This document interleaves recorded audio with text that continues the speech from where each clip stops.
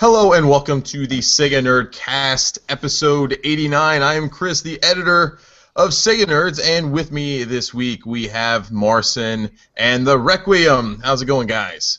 Hey, what's up? How's so tired. I have a giant cup of coffee that says, when this cup is empty, it will be time to poop. Please don't finish your cup during this podcast. You know what? That's the one thing I've never done. I've never had to poop during a podcast, but there have been many times that I've actually urinated during a podcast. And a long time ago, before we started doing the video podcast, I would typically urinate while still recording the podcast. So especially those early podcasts, if you go back and listen to some of those, every once in a while you'll hear so that wasn't some the faucet noises. No, not the faucet. That was my penis. Oh.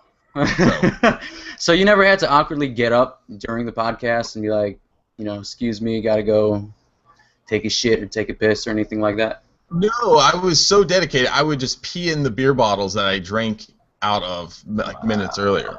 That's dedication. Yeah. But see, now that we do the video podcast, I don't do that anymore. I just usually wait for a convenient time just to head out and do that, because it would be a little weird. And probably I thought we'd it was get some always strikes video, so I thought, you just did it on video. No, if you go back, actually, if you go on the website, we have the Nerdcast originals. You can see a link on there in the top nav bar, and we have about 15 or so of the original ones that we have. We don't have all of the old ones, but the ones that we were doing probably back in like 2005 or 2006, around that time frame, we have those all up there. And it's crazy that we've been doing them for long. And when was the first one? Because you said those aren't the first? We do have the first one on there. As a matter of fact, we do. And you can find that on there. And I think we talked about some Shenmue in that first one. So go back and listen to the very, very first SEGA Nerdcast. Everyone go watch fun it. Stuff. It's weird to even listen to it because my voice sounds a lot different too. I sound way younger. I want to see that. It's really awkward to do. I remember Graham and I, we would make, it was like just before we even started the podcast, it would take me maybe 5 to 10 takes of just doing the intro before I'd get it right. It was bad. I mean, we were podcast rookies back then, and it's crazy to think that we've been doing it for as long as we have, and I'm still as bad at it as I am. So yeah. But that anyway, is a great mystery, yes.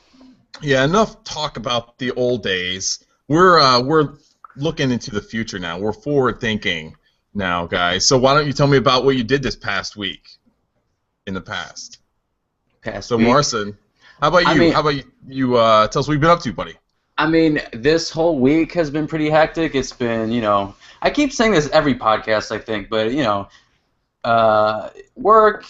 But the thing that I want to bring up, and I'm sure are thousands of fans who watched that I was part of the SEGA Nerdcast with the Shenmue voice cast on Friday. And I think that was the highlight of my week. That's awesome. That was crazy. So if they're watching or if they're going to watch it later, thank you guys for being part of it and just being so fun. That was really fun. A lot of fun. Yeah. It looked like fun, and I couldn't imagine how hard it was trying to wrangle all of them together, because there's so many people, and a lot of people don't know it. I don't know if you guys discussed it on the show, but that was the very first time all of them were basically together in one, I guess you could say, virtual room. But this was the first time they all had a discussion. A lot of them this is the first time they've talked, since they worked on Shenmue 2 back in the day, so it was pretty historical just for the fact that we were able to get them all together again. Right. I mean, there was this one person who was commenting on the YouTube video, and I just had to respond because I was like, okay. They were talking about how it was a little too wacky or whatever, and I think the thing that they have to realize is what you mentioned, is that they haven't seen each other for 14 years. That's a long time. So I mean, of course, you're gonna have the mentality of like a reunion. You know what I mean? I don't know if anyone's ever been to a high school reunion or college reunion. I don't know, but you want to catch up. You want to just have a little fun. And I think it's good to have those kind of interviews where it just kind of breaks up the typical interview where you ask the question and they give you a response. I think it's good to have a little humor in it. You know what I mean? So, yeah. Absolutely. I think you did a really good job, and I apologize for abandoning you at the last. I was like, what am I going to do? I thought I had to do it myself. My computer just could not handle all the bandwidth, I guess, that was required to having so many people in one Google Hangout. Right. We were having issues having Marcin host it initially, so we had to resort to me. And it just wasn't working. Like, it was just a complete total mess. So I had to bow out, and Andrew came in and took my place, and Marcin was able to log in and do it. So it literally came together like right at the last second, and we were able to get it going. So I'm just happy. I was bummed out I wasn't able to sit in on the podcast or on the interview and do that, because I was looking forward to it a lot, just to discuss some things with those folks. But more than anything else, I was just happy that we were able to get it done. And we were able to do it, because that's a big deal, and it made a lot of people happy. I mean, there has been overwhelmingly the majority of the comments on YouTube for that video has been positive. That one like. Not that damn one and like. So yeah, I mean, we've had a big like last couple of weeks. I mean, we had Corey Marshall on I think the week before. Then we had the rest of the folks on from the Shenmue voice acting team on this past week. So. Big stuff interview-wise on our YouTube channel. So if you're not subscribing to us on YouTube, definitely do that. It's youtube.com/Sega Nerds, and you can check all that out. They've been getting a lot of views here lately. I want to say the Corey Marshall one is almost at like 7,000 views or something like that. It's actually almost at 9,000 actually. Wow. Well, look at me. And the voice actors one reached 3,000, and that's actually going faster than Corey's podcast. So it's getting up there, guys. So nice. we're making it. We're making it. And you guys had, like, I think it was close to at one point like well over 100 viewers. I think it was like 140. At a time live. Yeah. So that's awesome. We good stuff. So the Requiem, what have you been doing, buddy? Well, as you can probably tell by my silence, I was not a part of the interview on Friday. I was not invited to the interview on Friday, and that's fine. The thing is, we're here because we've seen the interviews that you've done on the website. We've seen those interviews, and we just were a little afraid of allowing you to interview the fine folks from Shenmue. Right. Well, no, Marcin, I haven't watched. As you probably know, I don't watch or listen to any podcast interviews that I'm not myself a part of. Oh, narcissistic! Jeez. No, I'm sure I'll get a chance to listen to it at some point. I just haven't got a chance to this weekend. It's been very busy 4th of July weekend. Between fireworks for the kids and all that kind of stuff, my in-laws have actually been in town for about 3 weeks, and they've been staying with us here. Oh my God, I'm sorry. Yeah. That's all the time. It's fine, actually. We get along pretty well, so that's all fine. Everyone's got their in-law horror stories, but I still get along with mine very well. They like me very, very much. For now. So that hasn't been, hasn't been an issue. I've known them for 20 years.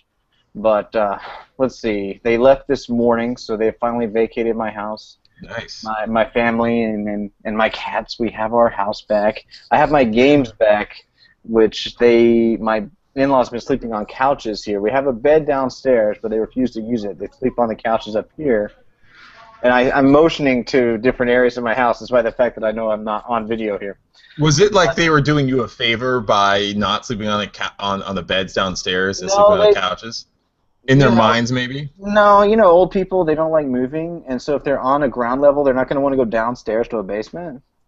You never know, man. Old people, their hips just break on a whim these days. So, Well, I hope none of your in-laws are watching. What it was is there's no bathroom down in our basement, and there's a bathroom here, and if they woke up in the middle of the night, had to come up to a bathroom, it'd be a big to-do, so they decided to stay on the level with the bathroom. But they also decided to stay on the level with things like my XI and my Retron 5 and things like that, so I wasn't really able to play very many games until today when they left this morning.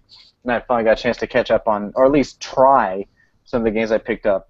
Because last week last weekend, you and I went to Too Many Games, and I picked up several things there.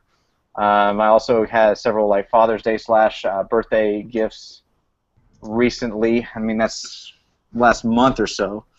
So lots of fun stuff to try out. Recent pickups I got Zero Wing from my wife, the European import. I've never played it, so it was interesting to finally get a chance to play it. It's actually a pretty good game, despite all the English in it. It's a lot of fun. I like the mechanic. English? Yeah. From the intro, the all your base belong to us stuff. That's that game. Oh, yeah. Yeah.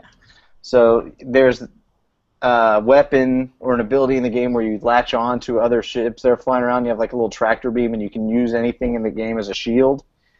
So that's pretty cool. So pretty neat little mechanic in that. Also played The Death and Return of Superman. My wife got me that for Sega Genesis, which oddly is kind of pricey these days.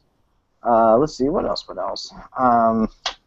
Oh, yeah, kind of a weird one. We were at Too Many Games, and I saw a small table vendor, and he's had a few things like scattered around on his table. It didn't look like one of the well-organized ones. I picked up a copy of Super Empire Strikes Back for Super Nintendo, and I look at the back, and it's just got a little shitty little white sticker on there, and it, as a price, it looks like either it's $2.99 or $7.99. I know it's hard to describe without seeing it, but it looked like it could have been either one. And so I asked the guy, I was like, is this a 2 or a 7? And he goes, oh, that's not my sticker, actually. But if you want it to be $3, it could be $3. I was like, oh, okay.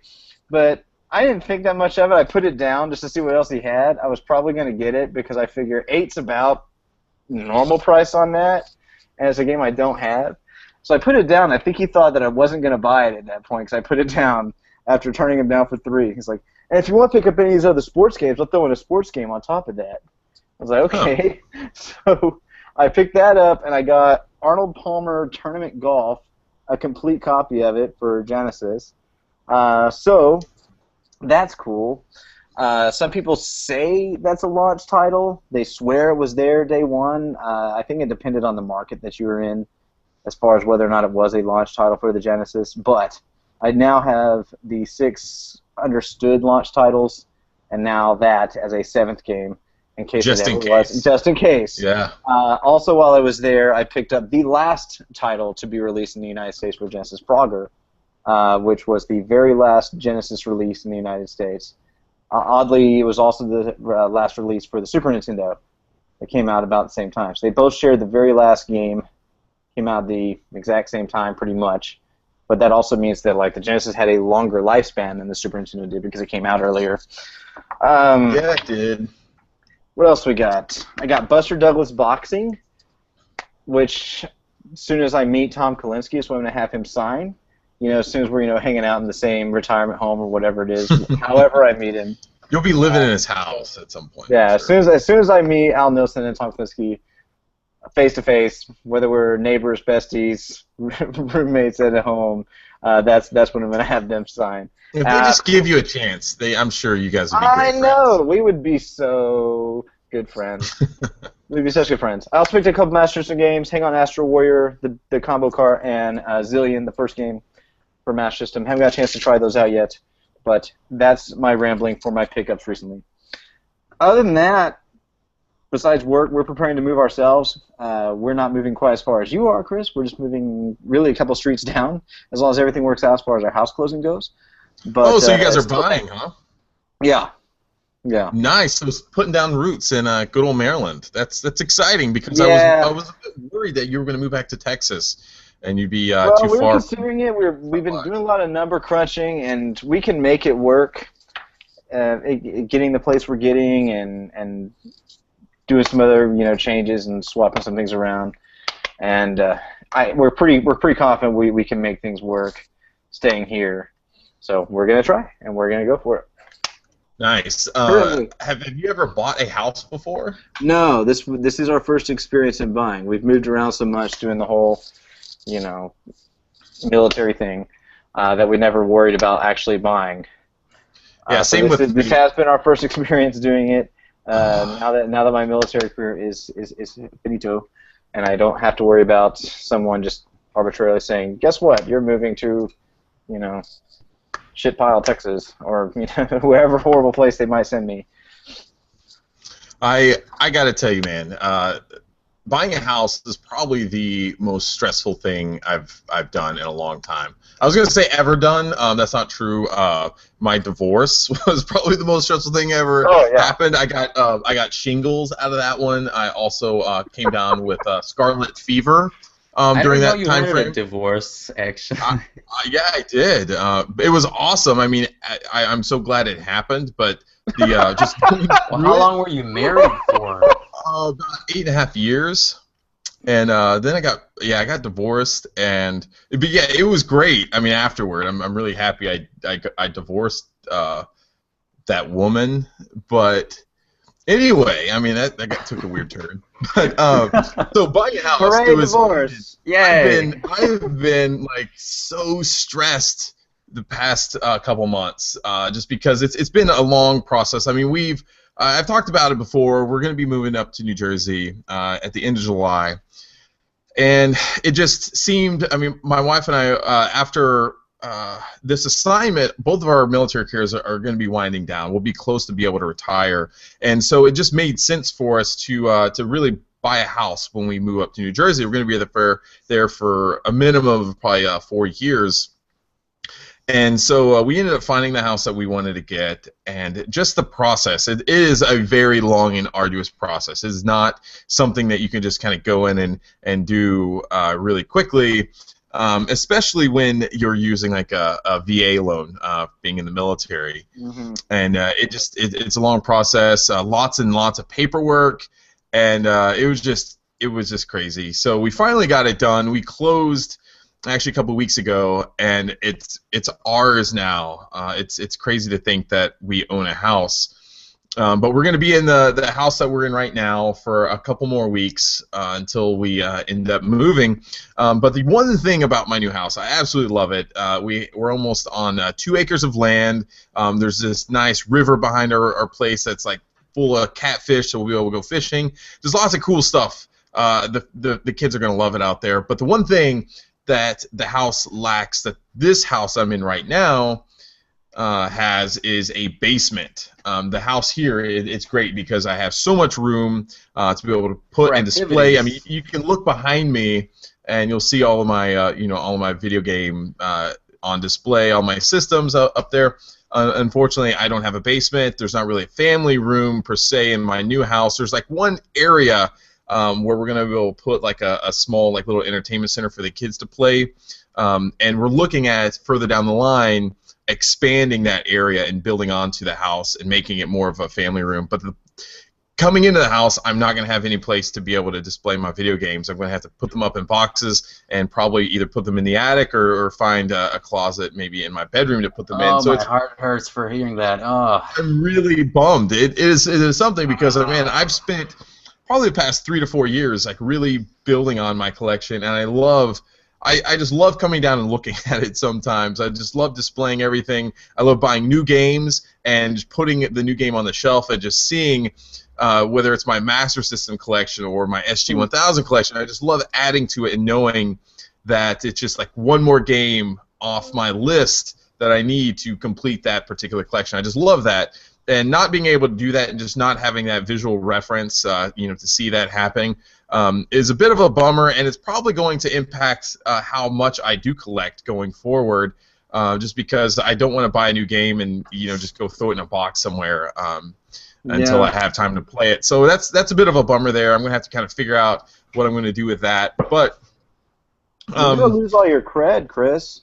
People are going to watch you on these podcasts and not going to see a whole bunch of game shit behind your head and go, who's this guy? He lives in maybe I'll house. Just maybe what I'll do is start just broadcasting with a green screen behind me, and I'll be able to fill in like my old basement. I'll be able to do that. Or you could green screen like an Emerald Hill, That's not a bad idea.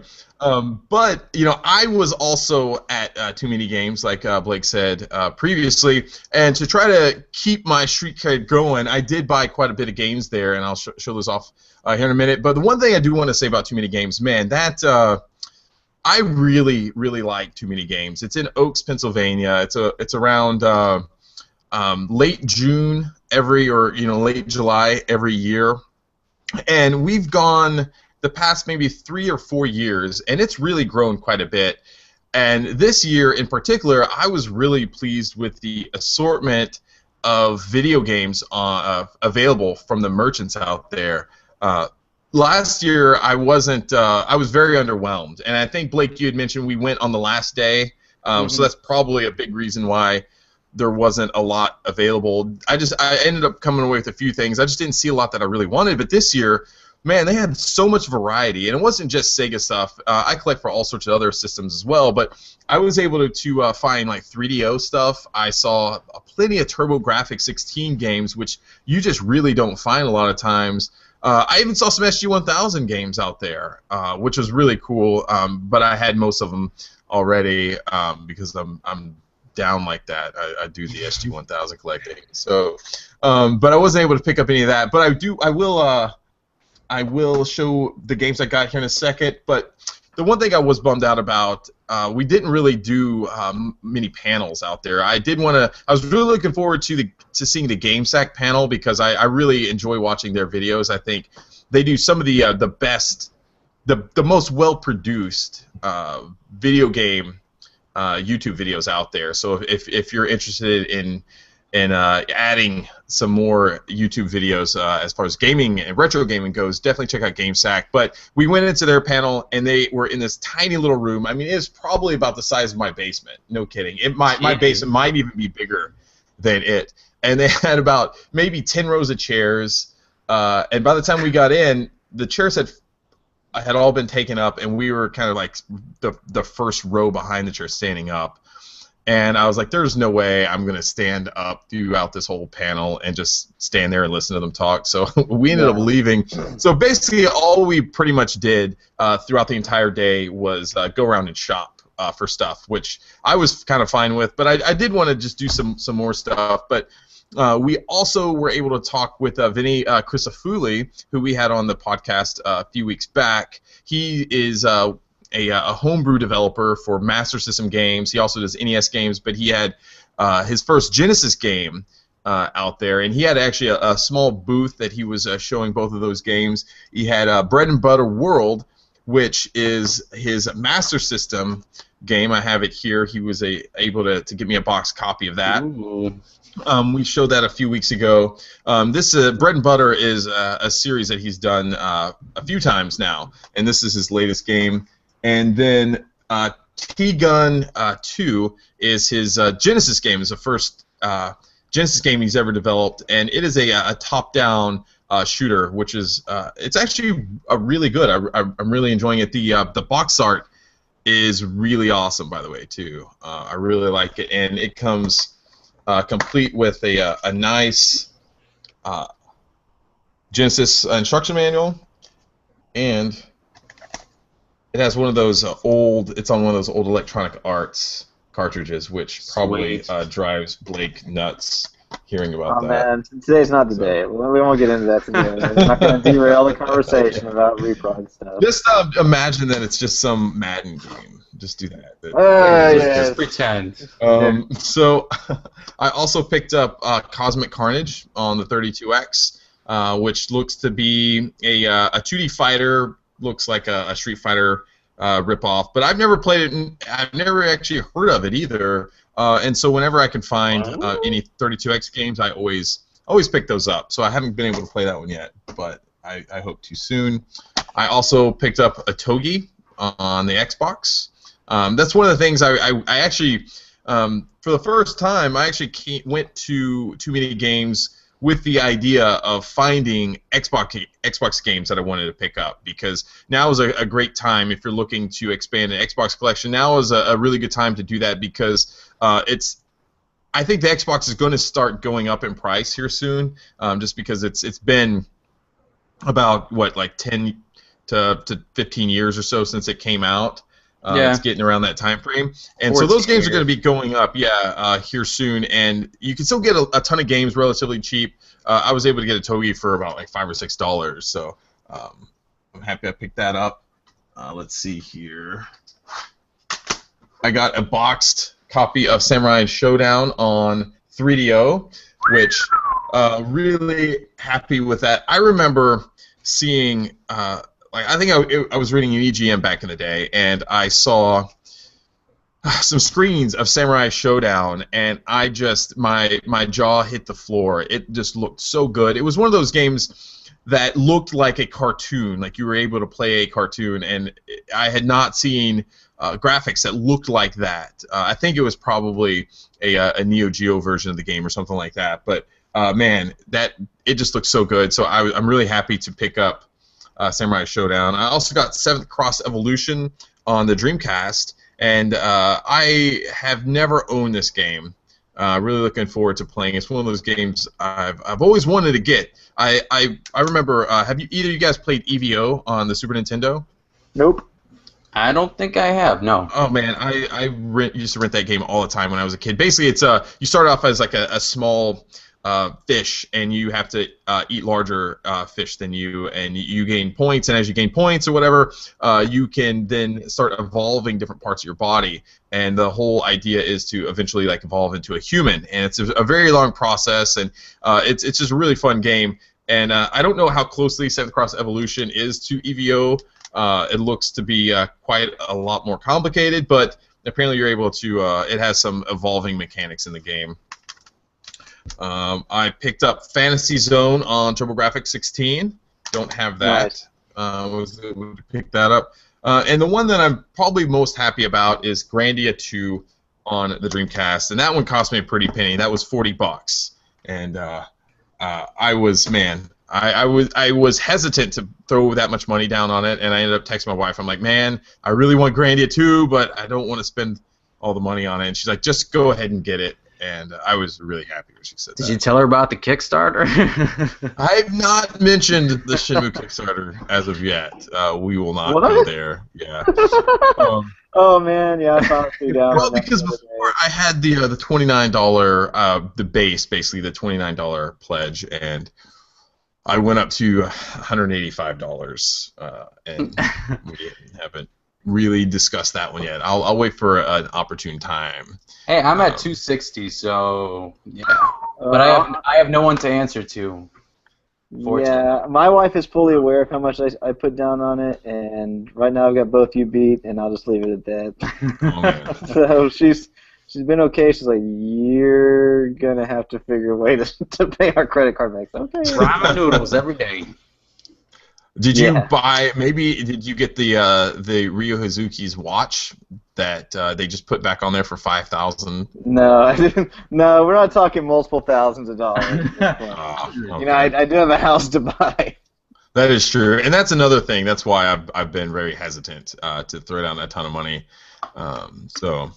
But anyway, let's get on to the mailbag really quickly, and we'll start rolling through some of these. So this is an email we got from Sam a couple weeks ago, and we just haven't been able to get on the podcast again and talk about it. But I don't know if you guys remember, Marcin, it was when we were on, it might have been actually the last Nerdcast, but we talked about some of the things that, some of the misperceptions that you had growing up about video games. And one of the things that I had was playing an RPG. My older brother had always told me that once you equipped new items to a character, it took them a little bit of time to get used to the item. Like, so if you were to get if you upgraded from like a copper sword to a silver sword, it would take them a few rounds before they were actually proficient enough in it that they would be able to do the maximum amount of damage. It made sense to me as a kid, but apparently in Final Fantasy I on the NES, that was not the case. It wasn't as technical as that. But anyway, so Sam wrote in, he said, "Hey Chris, love this week's podcast from you, Kopke and Marcin. That new segment on the show was a trip pertaining to gaming impressions you believed when you were younger. Your comment about weapons and RPGs growing stronger as you used them was kind of how I believed it too. Well, actually, a friend of mine who solely played RPGs is responsible for it. He was into the Game Boy Final Fantasy II, maybe a 1990 release, and he was giving me some tips on gameplay. His impression was that when you equipped your characters with newer weapons, they typically did just a few more points of damage, but as they continued, the weapon damage would gradually increase to maybe 40 points or more, and eventually 80 points for some melee weapons. Now, I played the Final Fantasy II on Game Boy, and I admit something about his logic is sound, and it may have something to do with the amount of times the weapons get used in combat, which does make sense with what your brother led you to believe. I might have to dig out that cart for some research and see if the booklet gives some info on this. It seems like a good foundation to have in RPGs. I'm sure a warrior taking his first time with a warhammer into battle is going to graze enemies more than solid cold cock them. Anyways, great podcast. Have a safe move. Keep Sega activated, Sam. So I'm glad I am not the only one who believes that, So I'm glad there's others out there. And really, if you think about it, I can't imagine that would be that hard of a gameplay mechanic to code into a game. But it would make perfect sense that as you started, getting a new weapon, it'd take a little bit of time to get used to it. So I think Secret of Mana, Secret of Mana, however you want to pronounce it, did that. Oh, really? Where, yeah, when you equip different weapons, like you had a whip or a sword, that you actually leveled up with that particular weapon, which kind of locked you into maybe one or two weapons if you weren't playing through it really slowly and meticulously. I remember when RPGs and different games started trying to do that, where they would, like, say if you were using a particular spell, the more you used it, the more it would level up. Instead of just gaining experience across the board and everything would level up as you go, the more you use a particular spell or a weapon or an ability, that would level up. And I just remember when that really started happening, and it was probably, I think it probably started taking, it started becoming more commonplace, like during the PlayStation and Saturn era around that time. But I just thought it was such a neat concept. That it wasn't just, once you gained a level, everything got better, but as you used it, an ability, it got stronger. It just made more sense. If I'm going to be using like a fire spell all the time, I'm also going to be better at that than if I very rarely use an ice spell or something like that. So anyway, at eMendez81 asks if there's any chance that Atlas localizes Seventh Dragon, which was it's looking to be released. Either it's been released or it's going to be released soon in Japan. It's a popular Sega RPG out there. That's a good question. I don't think it's going to happen. I think if it were to have happened, or if they have plans for that, I think they probably would have announced it by now. But I don't think we've gotten any of the Seventh Dragon games over here, and I don't think it's going to happen. What do you guys think? No, I mean the first one came out in like 2009. I mean, I don't know. I think it could be possibly a game that could be marketable here. I don't know what the reasoning is behind certain games that are, westernized and ones that aren't. Same goes for anime and things like that. I don't know what they're thinking, but I don't know. I think at this point, if they haven't released any of them, they're not going to release one now. So. Yeah. To be honest, I would rather have the new Shining Force game come out here rather than Seventh Dragon. I want a new Shining Force, and that the Shining Force game that they released not too long ago looks pretty good. So I'm sorry, Blake. I think I interrupted you. No, I was just going to agree. I don't think there's much chance for coming here. I mean, sometimes you never know with Atlas. They make some pretty weird calls, but yeah, I wouldn't hold my breath. Okay, at Ty20, which is Tyreek, asks our opinions on using crowd-funded services for video games and how long you think such methods are going to be in effect. I'll tell you what. Obviously, the big elephant in the room as far as crowdfunding these days goes is Shenmue. Yeah. I was talking on Twitter earlier today, and we were discussing the future of Shenmue and whether Sega might have some sort of role in that, and I really don't think it's going to happen. I think with the amount of success the Shenmue Kickstarter has had up to this point, I mean it's closing in on I do think it's going to end up breaking Bloodstained's record, and they're at like what 5.5. I think, yeah. They were over 6 million. I want to say. I think is like I don't remember. They were over 6 million though.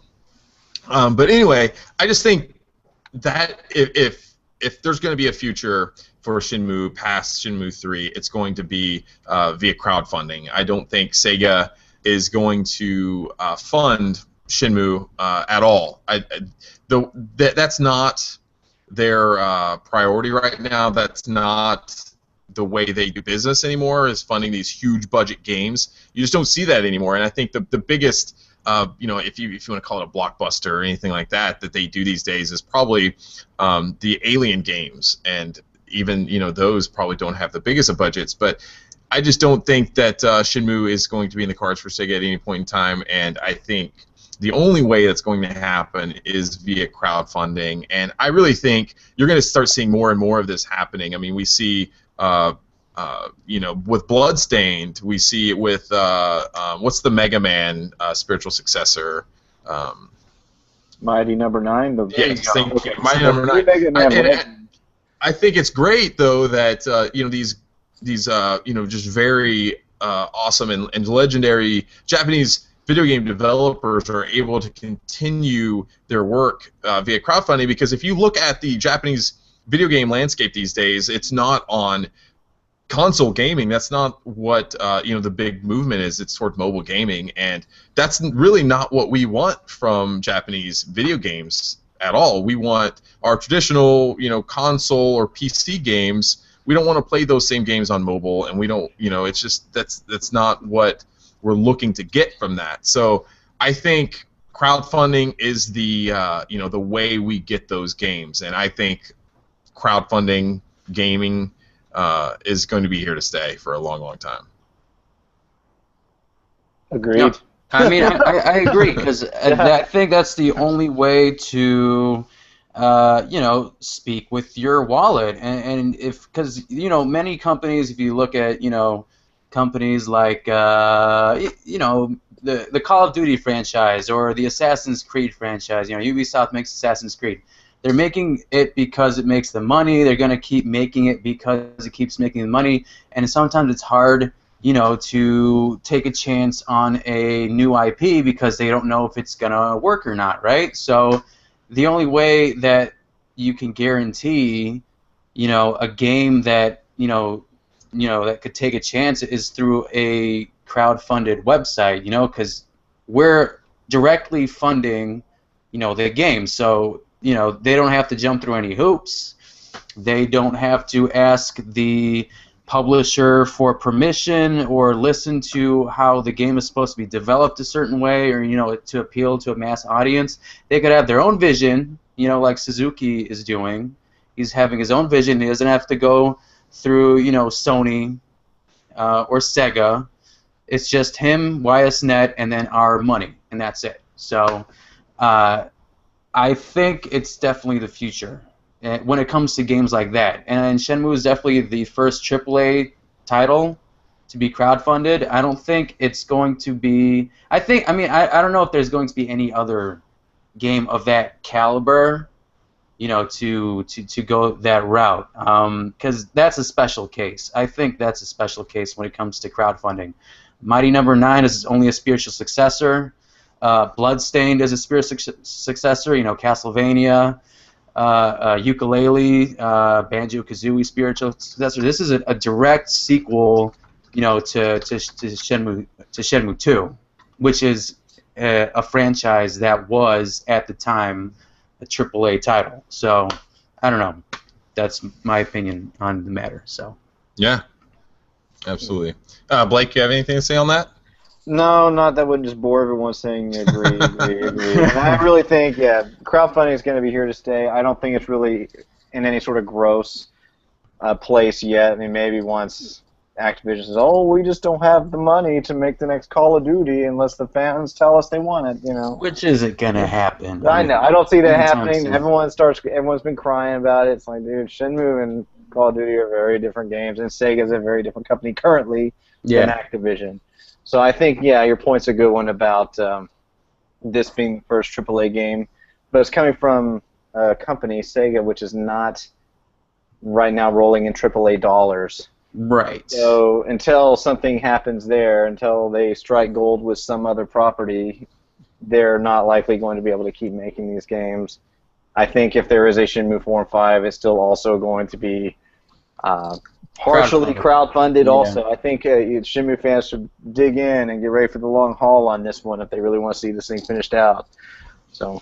And I know they're gonna. We're gonna donate money. I know I am, because I hate. It's been 14 years, so I'm not gonna wait another 14 years for Shenmue 4, I'm going to give them my money because I enjoy the game. I'm invested in it. It's just so much more than just the game.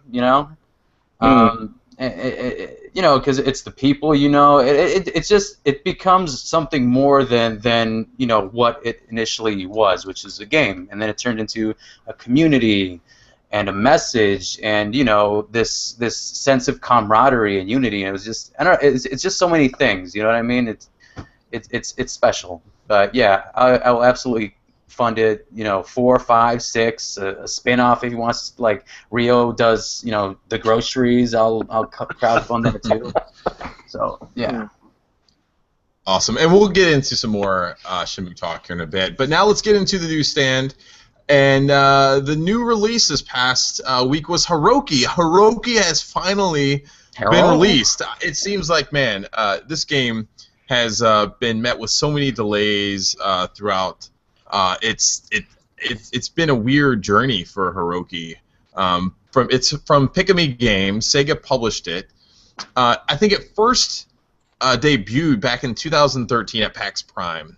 And it was part of when SEGA was going out and publishing third-party mobile games. That was kind of a big thing for SEGA for a while. They had this kind of third-party publishing program that they were doing, and they have since stopped that. But I think it seems like Heroki is kind of the last piece of that publishing program that they were doing, and I'm really happy to see that it's finally out now.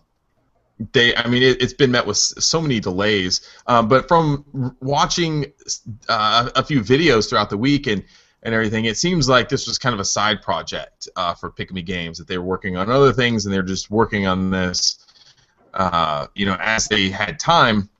But anyway, the game costs, it's on iOS only, so if you're an Android user out there like me, damn it, you can't get it on any of your devices. But it does cost $8, which is kind of on the expensive side for mobile games these days. But I gotta say, man, this game looks awesome. I do have a work iPad, and I was able to download on that and try it out. So I've been playing it a little bit. And it is very well polished. The visuals are so good. It looks like something from that could be in the Rayman universe or something like that. There's just the visuals, the colors are so lush, and the art style is very cute and kind of whimsical. I really like that about it, and the gameplay mechanics. It's really interesting, kind of how Heroki is flying and how you're just using the swipe things. It's very intuitive. It's very easy to play. So I think this is going to be a very successful game for Pikami. And already so far it's been the editor's choice all week in the App Store. So it's been featured very heavily. It's going to be interesting to see how it does in the App Store rankings going forward. But it's just interesting because this isn't the typical Sega mobile release where it's free to play and you have to watch all these crappy commercials of even crappier Android games and things like that. This is just, hey, you throw down $8 and here's the game.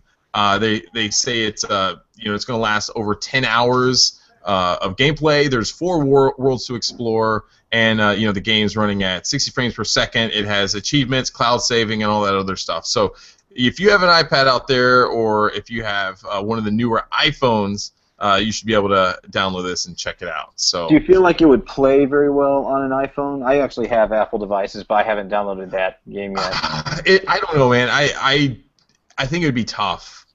If you have big thumbs, good luck. Yeah, I think it might be tough playing it on such such a small screen like that. I think it might be a little hard to do it. And iPad is definitely the better experience if you're going to be able to choose between the two. I would say give it a try and see. Does Apple do they do demos on the App Store for games? They don't, as far as I remember, they don't actually do demos. Some publishers will put up a free version, or what they at one point were calling a light version. So there may be something like that on there, but I haven't seen it. But to be completely honest, I haven't gone looking, but I'll do that now. Yeah, definitely check it out. And if you want to review the game, let me know, and I'll send you $8 to buy it. So.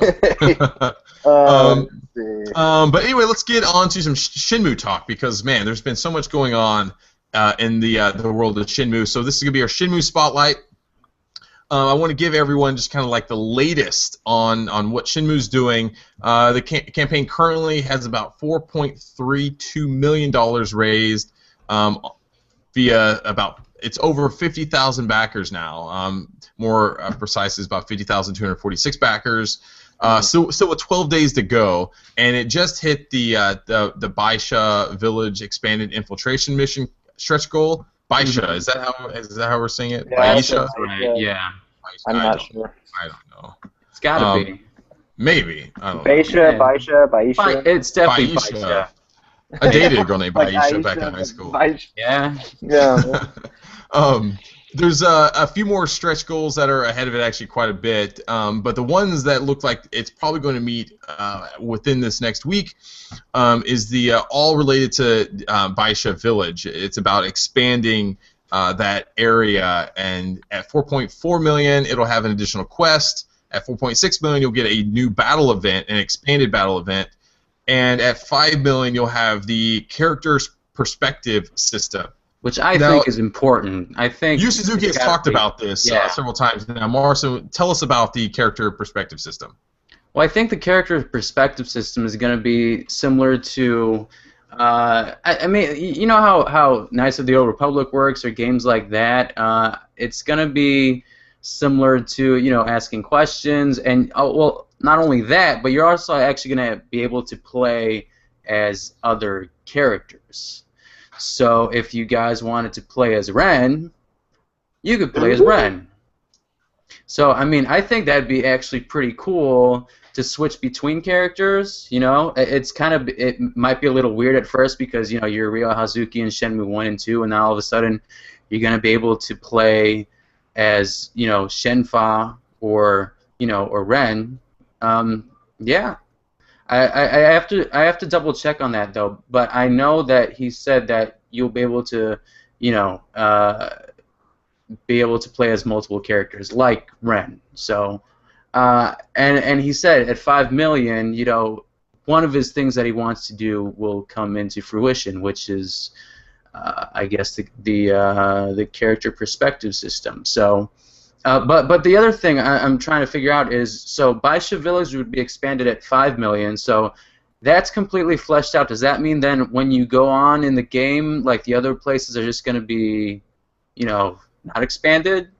That's interesting. I was actually thinking about that myself earlier, and I think that's probably what's going to end up being if it doesn't get to those points. I think, and I don't know. It's an interesting thing. Maybe.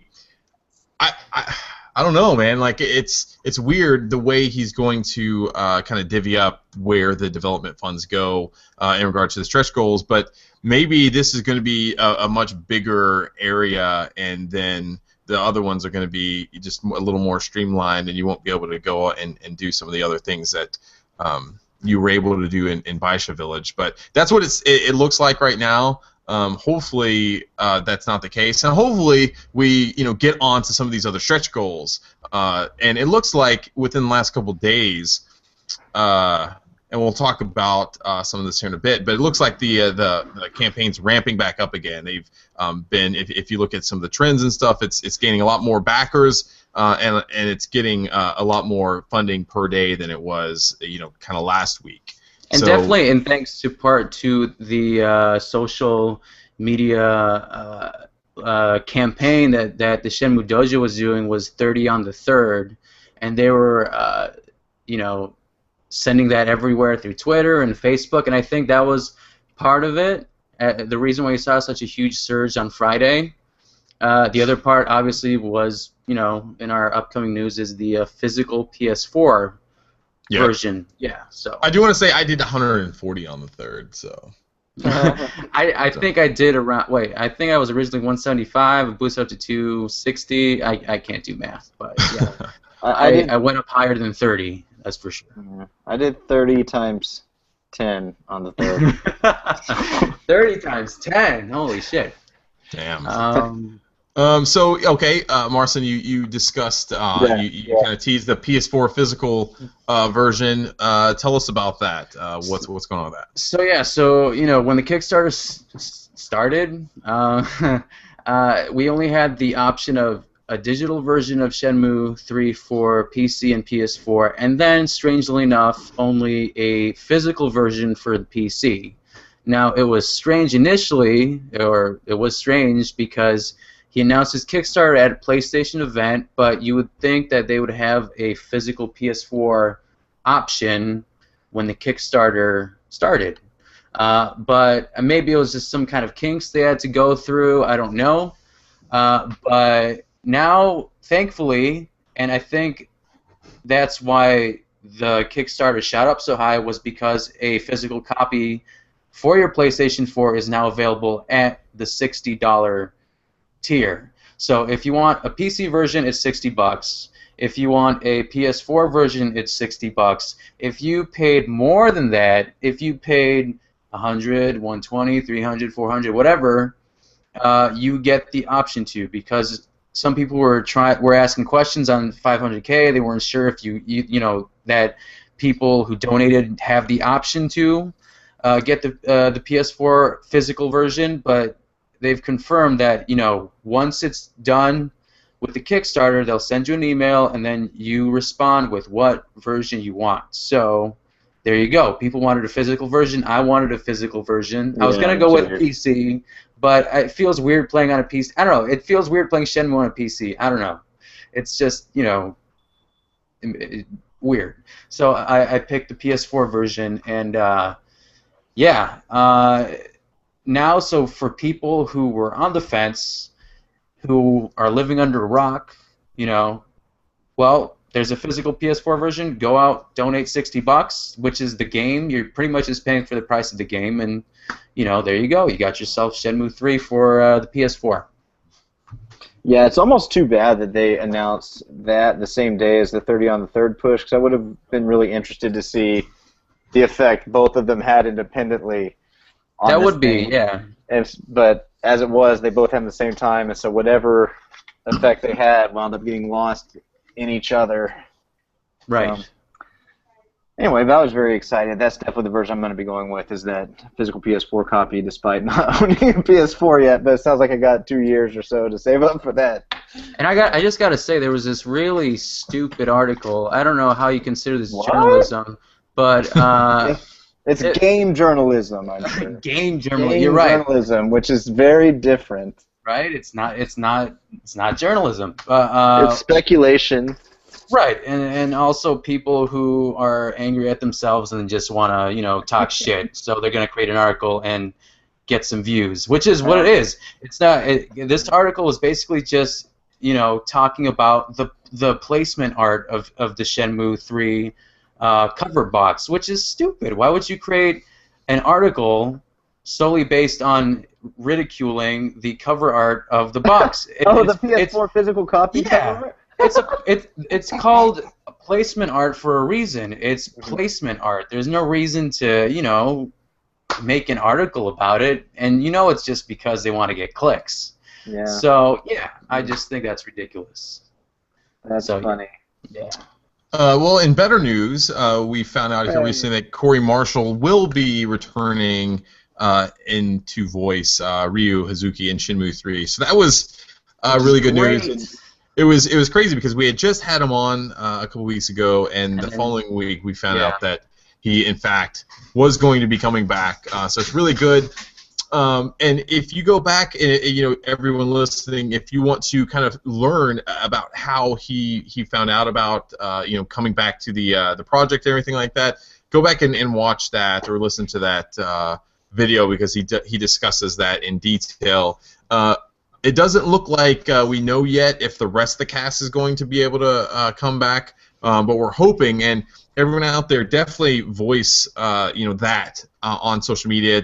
Go into the Shenmue Kickstarter, make those comments on Twitter, in the campaign, and say that you want the rest of the cast to come back, because we definitely want them to come back as well. Like, we think they, I definitely want that consistency across all the games if we can get it. And I think a lot of people out there agree. But just having Corey Marshall back is a big deal, I think, and having him reprise his role as Ryu is going to be awesome. Along with him coming back, they also announced that there's going to be a new reward tier for the Kickstarter. So at $1,000, you can have Corey voice a custom voice message for you. So he'll basically be able to say anything you want. And which is funny, because I was kind of talking I don't think about it would be anything, right? If you give $1,000, it's got to be anything, right? I'll bid $1,000 if he will read A Bridge to Terabithia for me, and I can just listen to that. That's quite a bit. I commented on his post, and I told him to recite the Liam Neeson quote from Taken, in Real's voice. I think that'd be funny. That would be very funny. Yeah. I like that. So, so that's a thing. Congratulations, Corey. I'm really happy. That makes me very, very happy to have him back. Man, it's great, and it's so good, because he has been so active in campaigning for Shenmue 3. To see that he's going to be coming back makes me very happy. I just think it's one of those just kind of good stories that you see. So awesome that he's going to be coming back. Really interested to see more of that, and hopefully we'll get the rest of the cast. So continuing on, and this is news that just popped up, or that we just heard about late last night. But the Retron 5. Which is that kind of all-in-one video game system that plays pretty much everything, is going to be getting a Game Gear adapter later this year. And this actually was announced during E3. Hyperkin, which is the company that develops and manufactures Retron 5, their product manager, Paul Lung, was talking to the show radio during E3, and he announced that they're going to be releasing the Game Gear adapter later this year.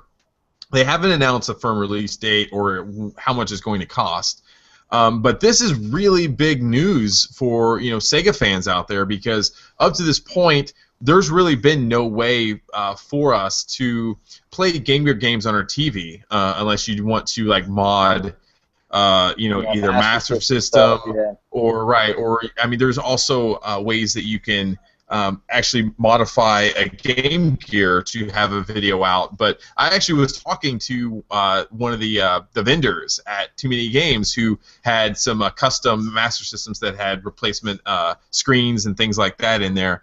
And I was talking to him about that, and he was like, "That's I've never attempted to do something like that, but it would cost quite a bit." He's like, just the boards to do that would probably cost like $80 or something. So it's definitely not an efficient way or a cheap way to play Game Gear games on your TV. But having this adapter, wow! And the Requiem, I know you have a Retron 5. So as an owner of the system, how did this make you feel hearing this news? I was thrilled. Actually.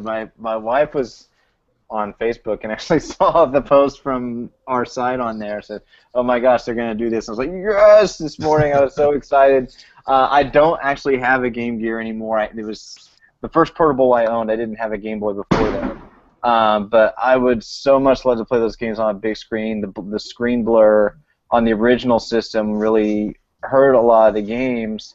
And I never really got back into it, specifically because the Game Gears are so problematic. The caps all disintegrate and deteriorate over time, and really, if you're going to keep those things going, you got to learn a lot of skills and make a lot of investments that I'm not really prepared to do right now. Mm-hmm. So I'm very, very happy to hear that. Game Gear games have been historically cheap. I feel like if I want to get them cheap, I should go get them now before that thing causes them to go up a little bit. I know Master System stuff went up a little bit after the Retron 5 was released, and the power-based converter was announced to work with it. Power-based converters went up in price by about $20 or $30. So hopefully that won't trickle down all the way to the Master System or the Game Gear games, because they're pretty cheap as long as you get them loose. Even some of the boxed ones, you can find like boxed Sonic 2s or Majors Pro Baseball, that kind of stuff for $5 or $10 pretty easily. But I'm really excited to try and play some of those old Game Gear games I never got a chance to play. There's several on the Virtual Console on 3DS, and that's fine. I've played several of them there, but so many of them, especially like the old licensed games, like Jurassic Park only came over here on Game Gear. It didn't come out on the Master System here, and I've heard that. I think I read a review on our site that suggested that it was a very good game. I'd like to give it a chance. Very excited. So now I'm like Wikipediaing all the different Game Gear games, trying to figure out which ones I'm going to put on my list to buy. I'm really interested in seeing what this is going to do to Game Gear games as far as collecting goes, because really up to this point, as far as if you really look at Sega games that people really collect for, I think Game Gear might be at the bottom of the list. Oh, absolutely. Because there's just, like you said, I mean, most Game Gears that are out in the wild these days just don't work. Whether it's the capacitors, whether it's the screens going out, for various reasons, they just don't work that well anymore. And because of that, people don't really care about collecting for the Game Gear. And so oftentimes when you go to game conventions, they're basically relegated to like a cardboard box, like a shoe box, and they're all just loose, just thrown in there, and just like, hey, they're like $2 or $3 a piece. And I would love to be able to go buy those games. I see them and I want to pick them up, but it's like I don't have anything to play them on. I have 2 Game Gears and both are busted.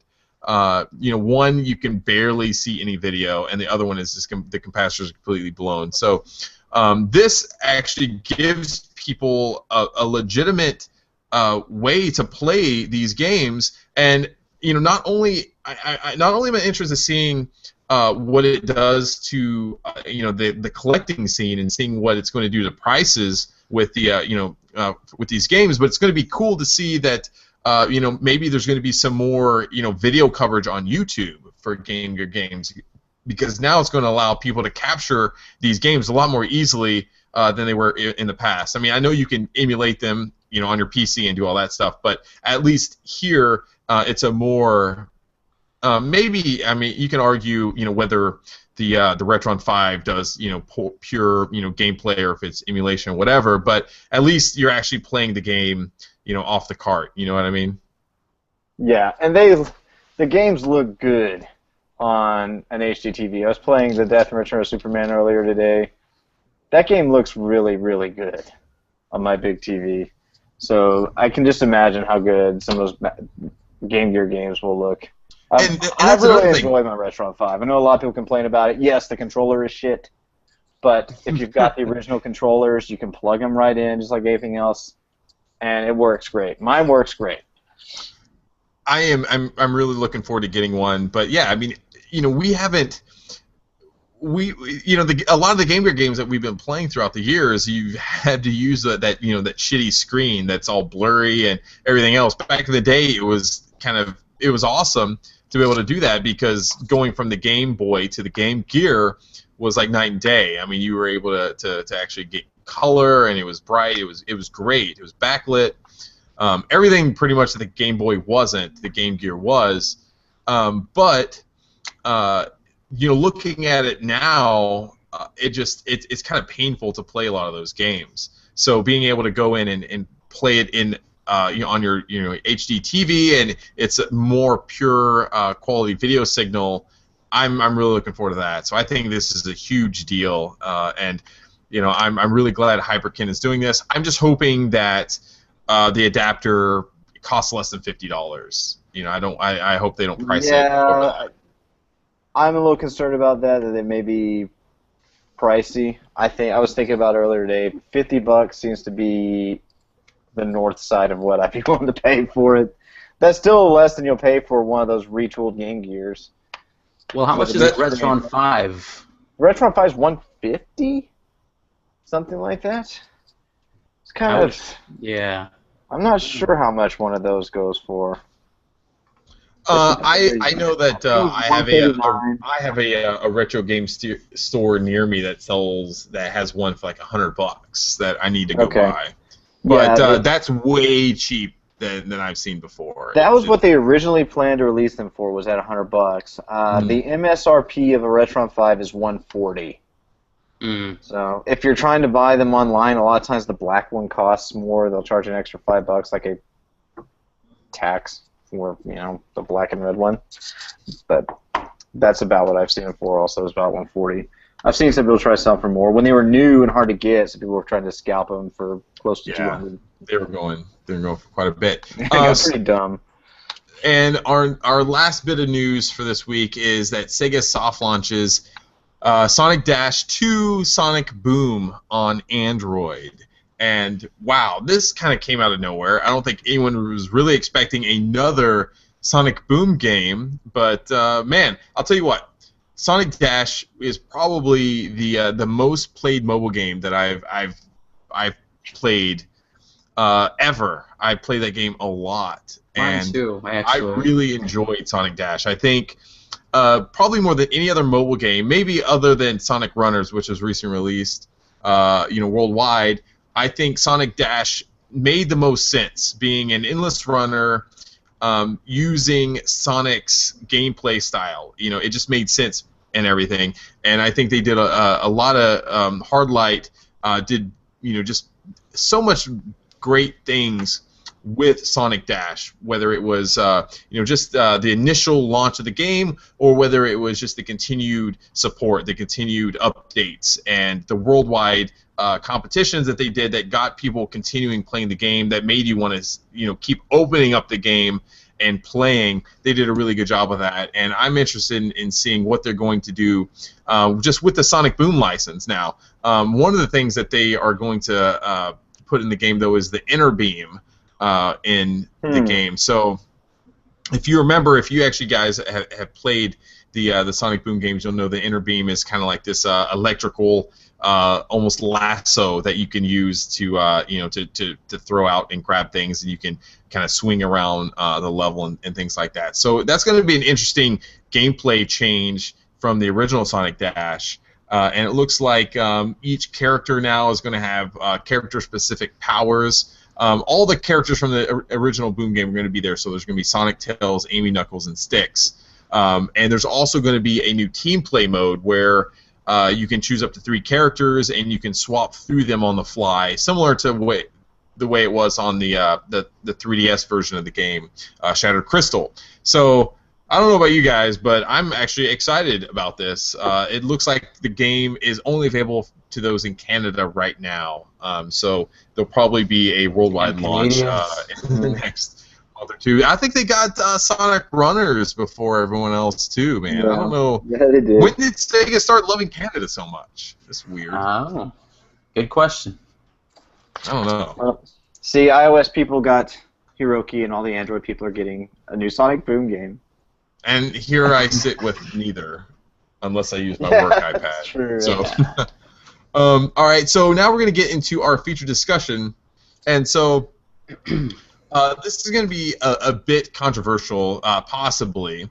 And so I think everyone out there is aware of the just the recent uproar in regards to the Confederate flag, and that's a thing that. It's been an issue that my wife and I have, personally we've discussed quite a bit, and we're kind of at two different ends. Whether we think the Confederate flag is something that's an appropriate thing to have, or whether it's an appropriate thing to display, and so we've just been discussing that over the week. Since it's led to a lot of interesting conversations. But the one that we want to have today is basically, are there any games that we don't think are offensive or bad now, but could be kind of shunned in the future? Because basically, if you guys aren't aware, the Dukes of Hazzard, the General Lee, the iconic car, I think it was a 69 or 70 Charger that's painted orange and has a Confederate flag on the top. That's been kind of one of the most iconic cars in American history for a very, very long time. With the everything that's happened in the last few weeks in regards to the Confederate flag, I want to say, is it TV Land that's been airing the Dukes of Hazzard, they've removed the show from TV. So now the Dukes of Hazzard are no longer on TV because the General Lee has a Confederate flag on there, and it's viewed as racist now. And I want to say it's some sort of NASCAR driver actually owns the original General Lee, and he said he's going to remove the Confederate flag from it as well. So there are several video games that have the Confederate flag, the Confederacy that kind of deal with the Civil War and things like that. North and South is one of the ones that I played quite a bit growing up on the NES. And I loved that game. I loved playing as both the North and the South, and it was a game that I really cherished growing up because I really loved everything about it. But I just think that possibly that game could end up being shunned and having some negativity around it. And I think Blake, you were telling me that Apple has been doing some things with the Confederate flag, whether in some of the games and stuff too, right? Yeah, last week Apple removed, if I got it right, any and all games that had depictions of the Confederate flag in them. They removed them from the App Store. It was broad sweeps that they're all gone, and then later on in the week they did change their mind and put some of them back. I guess they made some sort of assessment on whether or not the flag was presented in a historical way or not. Someone at Apple was charged with deciding that, and those games were put back. So I don't know what the numbers are, how many games that affects. I imagine there's probably some Civil War battle strategy games or something like that used them and probably were able to come back. But it's interesting. I think it's, I think it is important if you're going out and making a new product now, that if you're looking at doing something historical, that's great. I mean, I think a lot of people don't understand that the Confederacy actually used several different flags, and it's really only the one that we see now, the stars and bars. That's kind of become the one and only symbol of the Confederacy later. I don't think that was sort of uniformly seen as the banner of the southern states actually during the war, and it wasn't until groups like the KKK really brought it back and popularized it and made it more important as the sole banner that it really gained popularity and kind of pushed all the other ones out.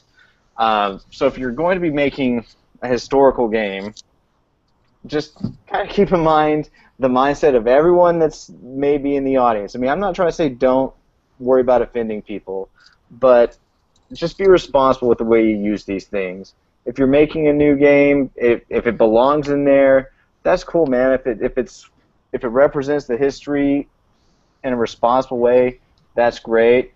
But just be aware that some people out there will use it in irresponsible ways, and just be aware out there that some people will see it in a very aggressive way that does offend them. Yeah, it's a weird thing because it's something that I've been kind of like pondering and kind of just thinking about a lot. It's a weird thing though that it seems like something that's normal, like every day, no one really thinks about in the society that they're living in, and at that time, it's just something that it's kind of normalcy to those people. Years later, it's viewed as something that's just very bad. You're archaic or barbaric. Like take slavery for instance, or the days before the Civil Rights Movement. Where African Americans couldn't go to the bathroom in the same place that a white person would go to the bathroom. That was just everyday life back then, and it was normal for them to live like that. And it's weird to think that the way we view that now, it's just so backwards, and it's just everyone realizes it's such a weird way of living, and it's wrong. And I sometimes think like, okay, so what is it about our society today that's going to be viewed as really wrong and backwards to people 50 years from now? And so I try to sit there and think about what it is about our society, maybe, and I apply that to video games as well. and it's really weird. And I see some of the changing attitudes towards video games today, whether it's popular like feminist movements, whether it's Anita Sarkeesian bringing to light some of these things. And I think that's going to be a lot of what is going to come about, in years later are games that depict women as sexual objects, and we're going to look at those games and we're like, hey, that game is not cool to play anymore. And so maybe you'll have a game like Grand Theft Auto or God of War or games like that are no longer going to be appropriate to have on services like Steam, because they're going to be getting pressure from different groups to say, hey, this game is depicting women in a negative light. You should not have that on there anymore because it's it's contributing to whatever it might be contributing to, and they're going to take that down. And that, I mean, it's a weird and I don't know necessarily how to feel about that. I think it's interesting. I think when it comes to the Confederate flag issue, I think there's a difference between using it in like an artist's perspective and then having it wave in front of a federal building. Yeah, absolutely. Yeah. 100%. So if you're using it in an artistic medium like a movie or a video game, I think it's okay, in my opinion. I think the reason that they took the flags off right now is because it is an immediate reaction, and it's the thing that's going on right now, right? The zeitgeist, the thing that people are caring about right now. And that's why you said like Apple took it down, and the TV Land took down the Dukes of Hazzard TV show. But if you look at games like Call of Duty and things that reflect around World War II, they're not taking down the Nazi flag, even though clearly you don't want to be waving a Nazi flag in front of your house, right? Yeah. That's clearly messed up. But when it comes to in fact, though, in Germany they do ban those images and they do ban those games. Right, which is interesting. Maybe it depends on if it's the country of origin. It's a little worse, because clearly in Germany, if you're waving a Nazi flag, that's really fucked up. But but yeah, I could see that's the same reason why they're doing it here in in the United States with the Confederacy flag. But in Germany, I don't think they're banning Call of Duty World at War or Nazi zombies, are they? I mean, I don't know. I'm being ignorant right now, so I'm not sure if they do it or don't. But when it comes to mediums like artistic mediums, I think it's okay to use it in that respect. But like I said, when it comes to like a federal building, I would say I would agree that it's not right. You know what I mean?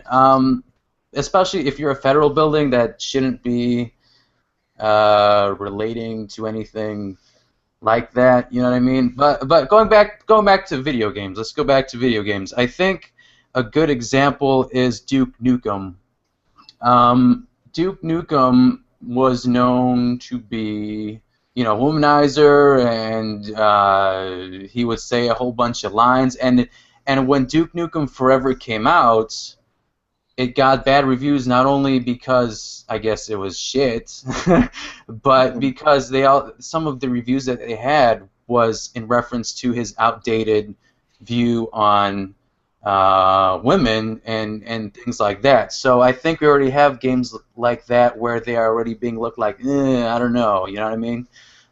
Duke Nukem comes to mind. I can't think of anything else, but when it comes to games right now that I think would be weird in the future in terms of its themes, I don't know. I can't think of anything, honestly. Can you guys? I don't know. The only other thing that really comes to mind is I could think of maybe older games that have odd takes on, say, LGBT issues. Like the one that comes to mind right now is Streets of Rage 3, where Sega maybe wisely removed the transsexual or transgender character out of the American version. Yes. But if there's other stuff like that in some games, at some point people might start crying foul about those depictions. That's actually a good point. There's got to be more than that. Again, that's the one that's coming. Well, we actually brought this up on my mind at the moment. Friday when we were talking about Shenmue 2 and the Yuan character when Liesel brought it up, because in Japan, the character of Yuan was a transgender male. So in the Japanese version of Shenmue 2, Yuan, which is voiced by Liesel Wilkerson in the English version, is a male. So it's a male dressed as a female.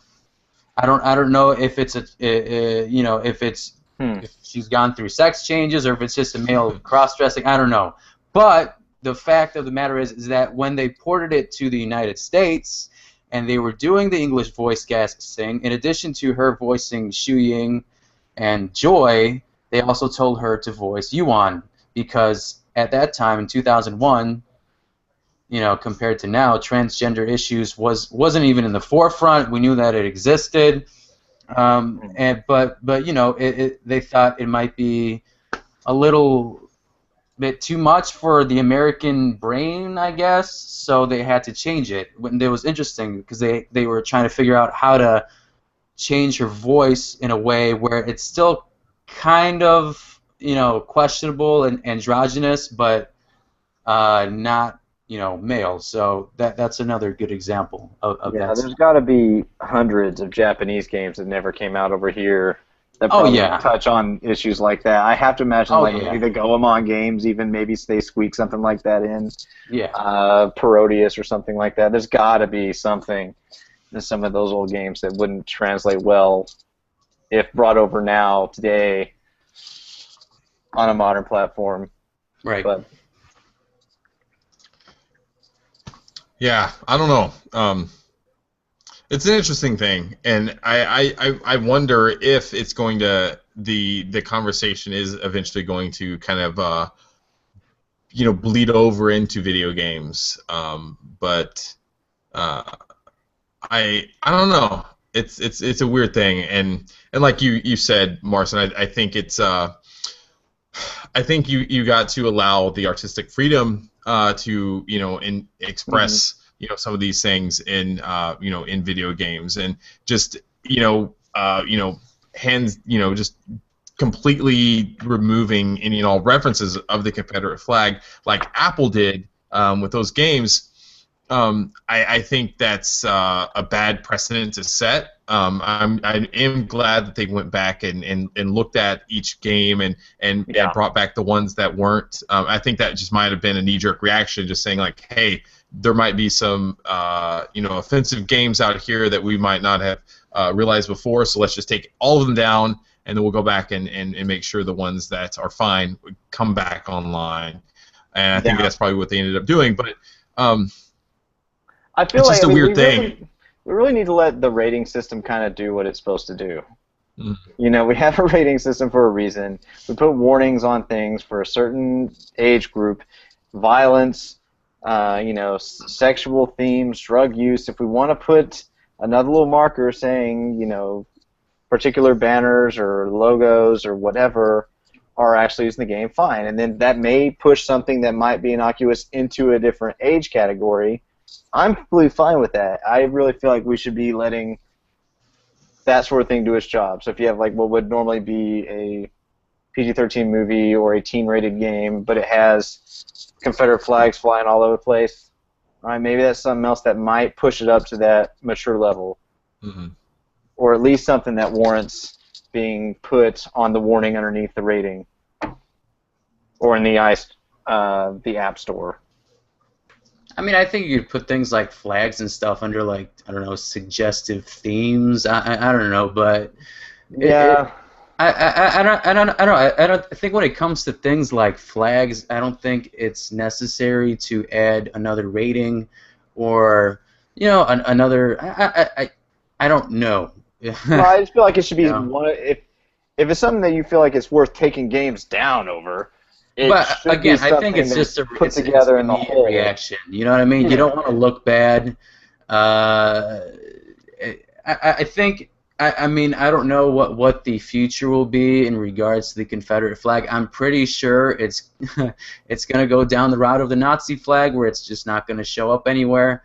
I think actually recently, NASCAR, of course, they had people, the people who watch NASCAR and who were there marched with Confederate flags. And I don't know. I think that's an interesting thing to look at. I don't know, because people I think who do that, I don't think are doing it because now some of them are probably racist. I'm not gonna say they're not, because they probably are. Some of them have their white sheets in the dry cleaners right now. But I think some of them are doing it just because they're stuck in tradition and things like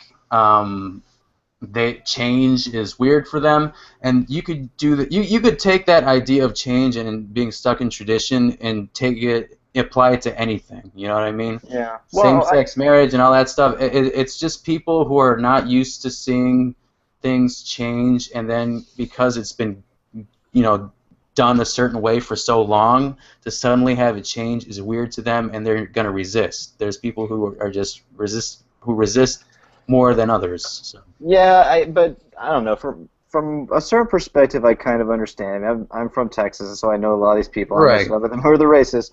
But I do think some of them are actively trying to reclaim the flag as something that means something else. They're trying to make it mean Southern pride, Southern culture. They're really not racist at heart. Now, are they maybe turning a blind eye to the fact that a large portion of the population sees it as an attack banner on them? Well, maybe a little bit, but their thought is that they're trying to change the way everyone sees it because it means something good to them. And they would really like for them to be able to present this as this banner that represents Southern pride, unity, that sort of thing. But they are kind of, I'm trying to think of the right euphemism, but yeah, they've got a long road ahead of them trying to get that understanding to become universal. That's certainly a long road ahead of them, and I don't think that momentum is on their side. I think you're probably right that it's on its way out. How quickly it disappears, except in very historical recreations. I'm not sure if we're going to be seeing it used in art all that much in the immediate future. Before we wrap things up, what SEGA games can you guys think of that might be fine, like in the time that they release it, or even today, but maybe 10 to 20 years from now, with just the trends and the way society is moving, is going to be like not okay. Is going to look at as like outdated and just not a good way of expressing whatever it is it's doing. Sonic Boom, it's an attack on artistic integrity. I don't know. Good question. When it comes to Sega games, that's interesting. I can't think of any off the top of my head. Other than Streets of Rage 3, yeah, I'm not sure. I don't know. Chris, do you have anything in mind? The only thing that's coming to mind, without looking at my bookshelf of Sega games, maybe Condemned. I don't know. Maybe you could look at that it's taking advantage of the homeless people and. You think that's going to be a social issue? Maybe, I don't know. Maybe, who knows? I don't know what'll be a social issue. I think that's already an issue. Now we're playing wild speculation. We're turning them into mobile hotspots. That's what we're doing. I don't know. Maybe something that's like on the uber violent side, like say the House of the Dead Overkill. That's a good so one. much nasty language and so much. As far as like treatment of women, the way that they discuss certain things. Yeah, that's the thing we got to look at, though. Bouncing all over the place. Yeah, maybe that. I don't know. Because you got to think about the list of social issues that we have. the issues that we're currently dealing with, the issues that exist but are still in the back burner, and I'm trying to figure out what issues like that are currently existing in video games, and I don't know. I can't think of anything that would particularly be the equivalent of segregation. I think, we're scraping the bottom of the barrel here when we're talking about some of these. Yeah, I think House of the Dead Overkill is absolutely probably the one to pick. Because it's so weird, because even when it was released, it was kind of weird because it was such an un-Sega game. You know what I mean? Like there's really not that many just like blatant just harsh games like that Sega was making, and it came out of the blue. I really enjoyed it. I love those type of games. I love the grindhouse and everything. I loved every minute of House of the Dead Overkill, and no matter what society's going to say 20 years from now, I'm still going to love it, and I don't care. I'm going to put that in a soundbite and play it back to 20 years from now. It's clearly spoofing like exploitation films, but I'm not sure if everyone gets that, especially as we get older. People don't really remember what exploitation films are, whether they're Player 2 is straight out of a black exploitation film. I don't remember the character's name, and then there's so many other things in that game that, if you don't know the source material that they're kind of poking fun at, I don't know what you think of that game. I don't know what you think of House of the Overkill. Mm-hmm.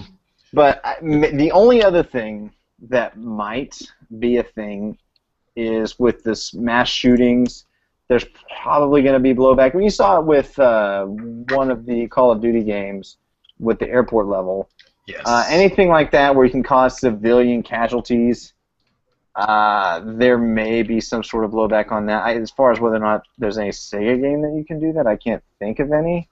Mm-hmm. But the industry already seems to be shying away from that kind of stuff with some few exceptions. And they got Activision to put in that you can skip this level if you want option. Oh, as you're playing. Call of Duty. I really don't know if we're going to be seeing a whole lot more of that if we've already sort of self-corrected away from that course. I think Massacre game.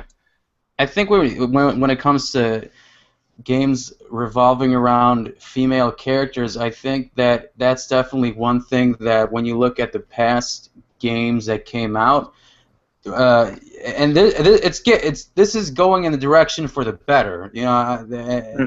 Having strong female characters that actually resemble actual women and not double D, big T, dead or alive style characters. I think those are slowly going away.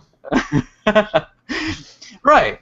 But I think that when it comes to games like that, when you look at Tomb Raider, let's look at Tomb Raider, right? Tomb Raider, Lara Croft was a sex symbol in the 90s, and she was a video game character. She appeared on magazines that weren't related to video games. Mm-hmm. And now they changed her character to resemble an actual woman, and they gave her a background, made her, three-dimensional in terms of character. And when you look at those kinds of characters, I mean, you can even look at movies and things like that. That's the direction it's going in. So what I'm trying to say is games that in the 90s and early 2000s, like Dead or Alive. I don't know if there's going to be a Rumble Roses or a Dead or Alive, Extreme Beach Volleyball 4 or whatever it is right now that they had. I think those games aren't going to be made anymore. I could be wrong, because the Japanese are very interested in those kinds of things. You know what kind of inventions they make. They don't care about social issues. They don't care. But they care about social issues, but their issues are different from ours, for the most part.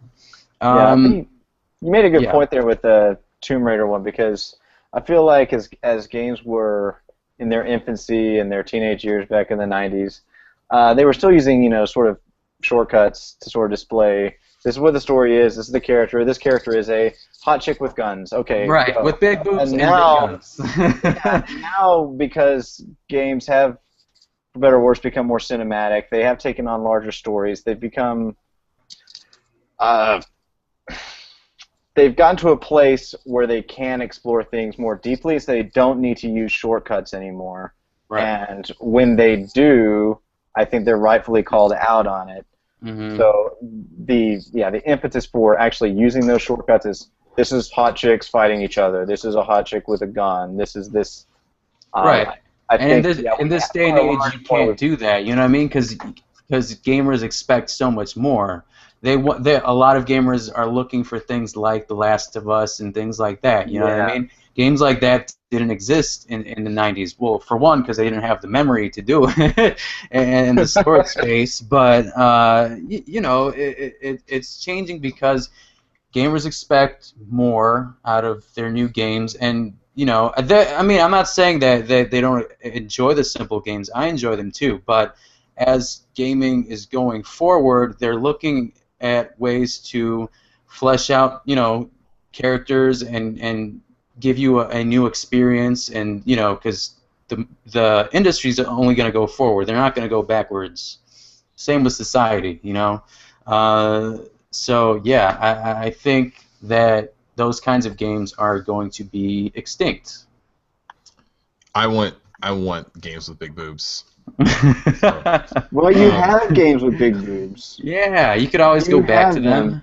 And you've got a PlayStation game based on the Dukes of Hazzard you could always go back and play. Maybe I have to go back and do that. So yeah. No, but yeah, we want to hear from you guys though. If there's any like Sega games that you think that we've enjoyed, for years, but might not be perceived very well in the future, let us know, and we'll discuss that, in the next episode.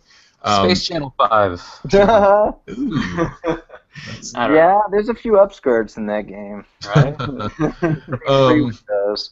But yeah, so to wrap things up, if you guys aren't following us on Facebook or Twitter, definitely go do that. You can find us on Facebook. It's facebook.com/theseganerds. And actually, this week, I want to say we have had more engagements on Facebook than the official Sega page. 5,000. We've had 5,000 engagements, and they have 1.5 million likes compared to our 4.3 thousand likes. So we've been very active on Facebook here recently. I want to say Marcin has been doing a great job on social media. He's been kind of handling a lot of that as well as Kopke has. Yeah. But man, we've been doing killer on that. So go and like us on Facebook. We're doing a lot of cool things on there. If you can find us on Twitter, it's at Sega Nerds. On YouTube, definitely check us out on YouTube because YouTube is going to be a much bigger focus for us going forward. We're going to be having lots of exclusive interviews that you'll probably only be able to find on our YouTube channel. And there'll always be more fun on our channel too. That's right. So it's youtube.com/Sega Nerds on there. And that is going to do it for this week. We are done. That's it, guys. Another one is in the can. Take it easy. Sweet, going to bed.